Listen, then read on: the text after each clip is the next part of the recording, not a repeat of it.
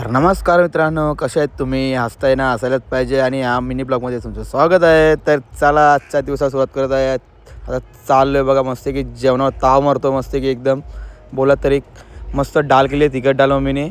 आणि जेवून घेऊन निघालो डायरेक्ट कामावर डायरेक्ट आता बोला तरी जायचं आहे मला ॲडमला शंकर मंदिरमध्ये पाया पडण्यासाठी. तर इथं बघा कसा ॲडमचा ब्रिज आहे, त्याची खालती कसं सजावट केलेलं आहे, पूर्ण अख्खा दाखवलेलं आहे पोर्ट. आणि आमच्या ॲडमची मेन ऑफिस इथं आहेत बघा इथं समोरच.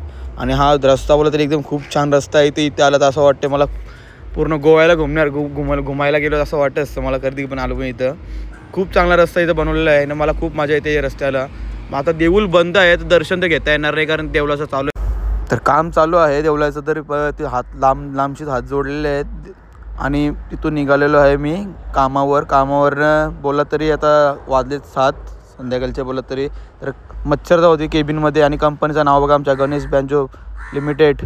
तर कामावरून आता घरी चाललो आहे, ड्युटी पूर्ण झालेली. आता परत बोला तरी कंटाळा आला होता म्हणून जरा फ्रेश होऊन रस्त्यावर आलो चालण्यासाठी. आणि आजचा ब्लॉग इथेच एंड करत आहे. भेटू नेक्स्ट ब्लॉगला.